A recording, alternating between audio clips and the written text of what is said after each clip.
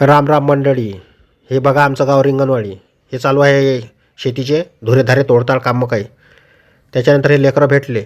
हे म्हणत जसं आम्हाला ब्लॉकमध्ये घ्या. मग त्याला म्हटलं बा तुम्ही आम्हाला पहिले इंस्टाग्रामवर फॉलो करून घ्या आणि तुमच्या मास्तरले फॉलो करायला लावा.